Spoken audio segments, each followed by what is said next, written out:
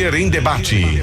Tema do dia: Igreja primitiva versus igreja da atualidade. Esse é o tema do nosso programa de hoje. Para falar sobre esse tema, recebo em nossos estúdios o professor e pastor Carlos Oliveira, mais conhecido como Carlão.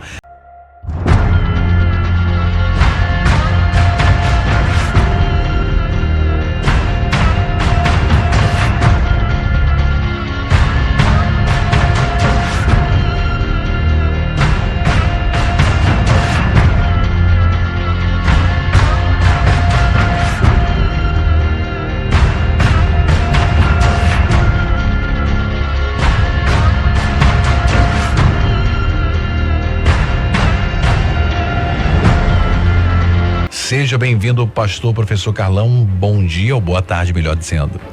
Boa tarde, pastor Lauran.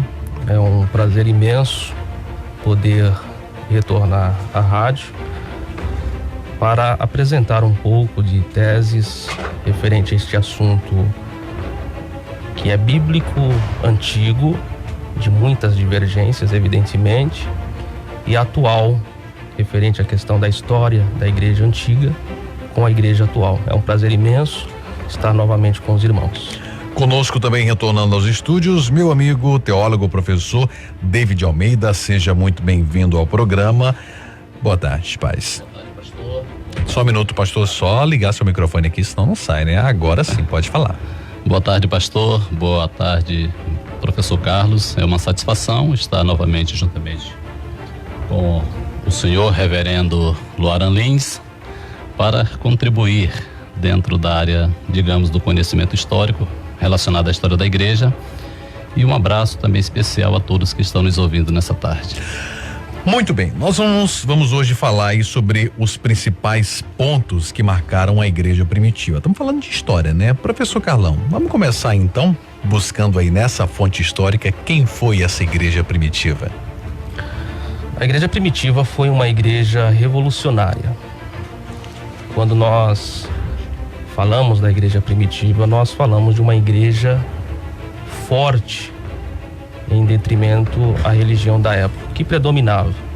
Havia muitas seitas e heresias, que não é uma novidade, como os herodianos, os essênios, os zelotes, e o próprio judaísmo da época, que devido às muitas situações de confrontamento com outros povos e exílio, desde o Reino do Norte pela Síria, como o Reino do Sul pelos babilônios, houve uma entrada muito grande de pensamentos e ideias, considerando na época mundanas, fazendo com que a igreja em si, entre aspas, o judaísmo, tivesse muitas variantes. E futuramente, já no período contemporâneo a Cristo, isso já com os macabeus, a questão do helenismo. Paulo foi helenista, de descendência da mãe, e essa cultura grega influenciou muito a igreja na época, tanto que nós vamos falar sobre isso também. E a igreja primitiva, ela veio paralelo a esse período. Teve um crescimento estrondoso, teve um crescimento interessante, haja vista as muitas manifestações dos milagres, das obras dos apóstolos, fazendo com que a igreja tivesse uma proporção até então local, a nível internacional com as cidades e países próximos. Então a igreja primitiva é sinônimo da igreja perfeita, digamos, na sua pluralidade e social com relação à época. Economicamente também, porque ela cresceu e teve a condição de transferir às pessoas que seguiam a sua ideia, a sua ideologia do Cristo que ressuscitou, que nos trouxe a salvação, dando a essas pessoas que seguiam a seu costume, seguiam ao seu dogma, até então iniciando com o apóstolo Paulo, a capacidade de crescimento estrondoso. A igreja primitiva, ela teve seus problemas, né? Porque às vezes quando nós falamos da igreja primitiva, nós esquecemos que ela também teve as suas muitas variantes, mas não suficiente a ponto de deteriorar a sua estrutura. É claro que com o passar do tempo, aí sim, nós vamos observar as duas linhas de mudança. A questão dos dogmas e a questão dos costumes, chegando até a igreja atual. Quero conversar aqui um pouquinho também com o meu amigo pastor David Almeida. Professor, quanto à questão do conhecimento, fazendo aí um paralelo entre a igreja primitiva e a igreja da atualidade. O que a igreja primitiva tinha que a igreja de hoje não tem, ou vice-versa? O que ela não tinha e que hoje tem? Então, pastor Loran, retornar, digamos, a 2000 anos atrás e, digamos, dar um salto, 2000 anos depois, e fazermos uma comparação em relação ao conhecimento da igreja do primeiro século e da igreja do século 21, digamos assim, é um pouco complicado. Por quê? Porque, na verdade, o que a igreja do século 21 tem é um rabisco da igreja do segundo século. Eu diria nem da igreja do primeiro século. Por quê? Porque a igreja do século 21, ou seja, a igreja da atualidade, em termos de conhecimento, ela é uma igreja mais privilegiada do que a igreja do primeiro século, do que, digamos, a igreja dos dias apostólicos, dos dias do apóstolo Paulo. Por que isto? Porque a igreja do primeiro século, ela tinha somente o Antigo Testamento como base, em parte, da fundamentação da sua crença. Por quê? Porque ela não recebia, ela não tinha ainda, digamos assim, o Novo Testamento como base de revelação que serviria como fundamento da graça para ela mesma. Então, o que acontece? Dentro do processo da revelação progressiva, a igreja do século 21, ela é mais, digamos assim, mais privilegiada do que a igreja primitiva. Porque a igreja primitiva tinha apenas o Antigo Testamento. A igreja do século 21, ela já tem o Novo Testamento como base da revelação desta fé cristã. Por quê? Essa base de revelação, ela só começa a se desenvolver a partir do século II, com os chamados pais da igreja. E daí por diante nós vamos ter um processo de revelação das escrituras até chegar os dias que nós estamos vivendo. Por exemplo, hoje nós temos o Novo Testamento e nós temos aí uma ampla revelação, uma ampla iluminação do Novo Testamento. E nós já podemos pegar esse Novo Testamento e fazer as suas comparações com o Antigo Testamento. Coisa que a igreja do primeiro século, ela não teve esse privilégio. Por quê? Porque até então o Novo Testamento ainda não havia sido escrito. Então, em termos de conhecimento, a igreja da atualidade, ela é mais beneficiada devido a esta revelação progressiva, que mesmo ela tendo sido trabalhada a partir dos pais apostólicos, mas ela no decorrer dos anos, dos séculos, ela vem sendo aprimorada até o dia de hoje. Eu quero ouvir aqui a opinião também do pastor Carlão, mas já colocar uma outra pergunta. É o seguinte, a gente está fazendo um paralelo aqui entre a igreja primitiva e a igreja da atualidade, a igreja do século 21. A ordem de Cristo, no que diz respeito à grande comissão, é clara: ide por todo mundo, pregai o evangelho a toda criatura. Pastor Carlão, ainda abrindo uma brecha para o senhor falar aqui sobre esse tema do conhecimento, mas já jogando aqui uma outra situação, no que diz respeito à questão da evangelização, como é que o senhor compara a igreja primitiva para a igreja de hoje? A igreja primitiva era uma igreja mais ativa, se importava mais com esse quesito evangelização e com o cumprimento da grande comissão do que a igreja? O senhor acha que a igreja de hoje é uma igreja que está, é claro, eu não estou generalizando, mas fazendo uma comparação, a igreja de hoje, ela é uma igreja que está dormindo em relação a esse fervor evangelístico da igreja primitiva, ou ao contrário? Pode parecer estranho para alguns, pastor Loran Lins, mas a questão do evangelismo em si, hoje, ele é mais forte e mais atuante. Não tem comparação. Por quê? Quando nós falamos de igreja primitiva, nós espiritualizamos demais a ideia da sua origem, do poder, manifestação de curas, prisões, mortes, perseguições. Quando nós espiritualizamos demais alguns pontos, a gente acaba ofuscando os privilégios que o nosso amigo pastor citou, ofuscando os privilégios que a igreja atual possui. Não tem como comparar o ide de Cristo cumprido na igreja do primeiro século, do segundo século III e até do IV, quando surge a igreja constantiniana, não tem como comparar, porque hoje nós temos a tecnologia a nosso favor. A igreja do primeiro século e do segundo século, ela demorou muito para ter uma expansão, tanto que a sua expansão não foi global, ela foi regional, entre uma parte do Oriente Médio, boa parte da Ásia e uma minoria do continente europeu. Até onde havia o Império Romano, a possibilidade com a Pax Romana de percursos, de estradas, viabilizou essa evangelização dentro dessa região. Hoje, o evangelismo, em termos do cumprimento prático, depois eu vou falar do cumprimento teórico, do cumprimento prático, hoje ele é mais forte, sem dúvida alguma.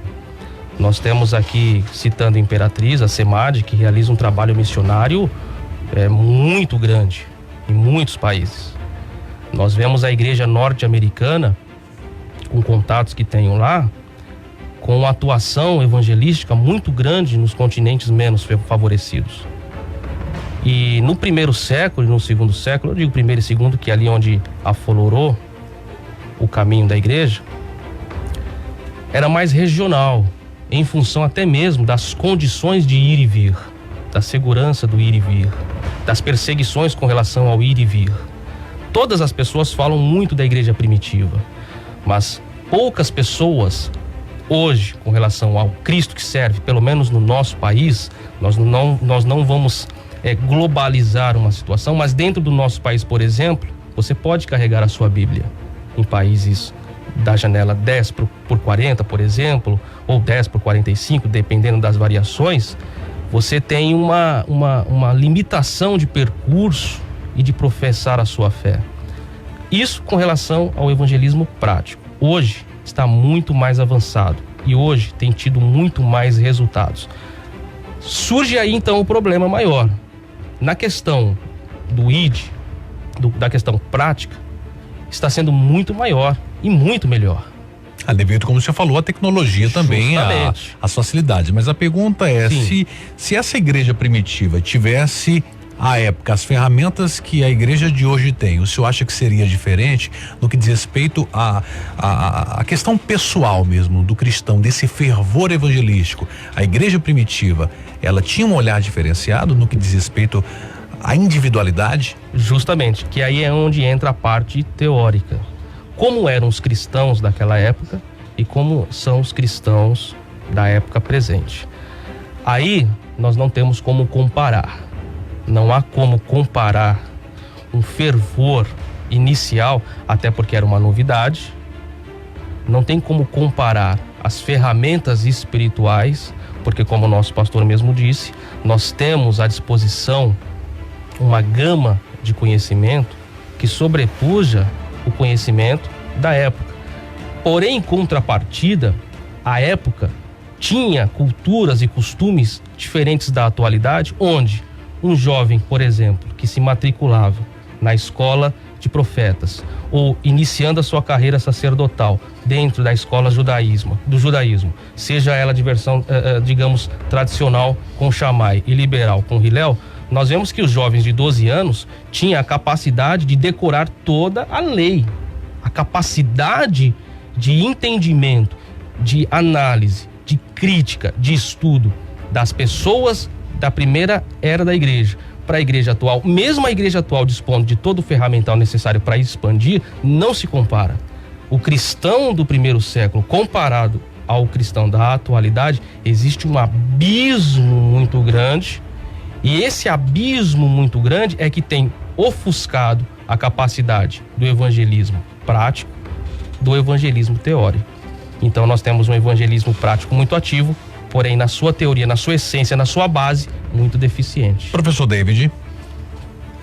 Eu entendo que o contexto de mundo são diferentes.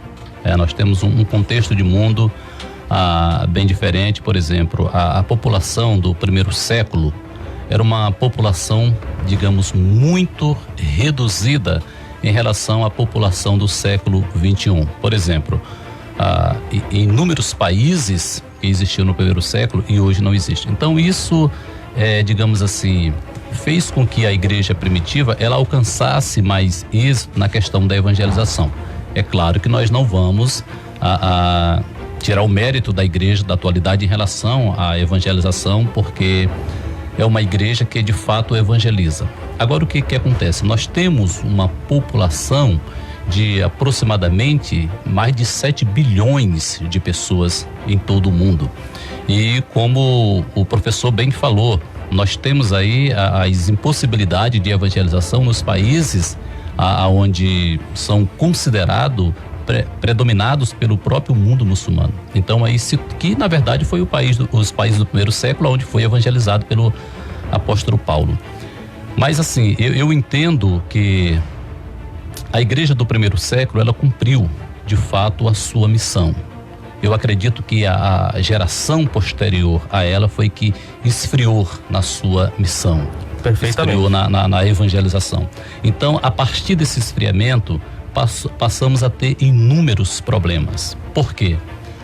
O professor tocou um pouquinho na questão da pluralidade cultural existente dentro da igreja, e isso é uma verdade. Ainda no primeiro século, a igreja ela teve esse grande problema, mas mesmo assim Paulo conseguiu romper as fronteiras. Nós temos uma igreja que nasceu dentro da cultura judaica e que já sofria a influência do mundo grego-romano. Então, eu acho isso muito interessante, porque uma igreja que nasceu dentro do judaísmo, sofrendo influências gregas, romanas, e agora Paulo tenta implantar uma nova filosofia. Que filosofia é essa? Uma filosofia cristã. Ele tinha que convencer essas pessoas que ele tinha uma nova revelação dada por Deus, e essa revelação estava oculta nos tempos, e que agora Deus revela essa revelação ao próprio apóstolo Paulo para que ele implantasse na mente dessa nova igreja. Então o que acontece? Ela passa a ter esses grandes desafios. Você pega a carta aos Gálatas, você observa que Paulo ali está tentando resgatar aqueles irmãos da tradição judaica. Depois você pega a carta aos Coríntios, você vê que já é um contexto diferente. Paulo tenta resgatar aqueles irmãos do paganismo existente naquela época. Mas mesmo assim, por exemplo, Colossenses capítulo 1, versículo 23, o apóstolo deixa claro que ele cumpriu a sua missão nos seus dias. Ele diz que ele é testemunha de que todas as pessoas, pelo menos no seu período, ouviram o evangelho. Não sei se Paulo está usando ali uma linguagem figurada, né, para dizer que o mundo da sua época foi evangelizado, mas ele diz tanto no versículo 1 como no versículo 6 como no versículo 23 de Colossenses.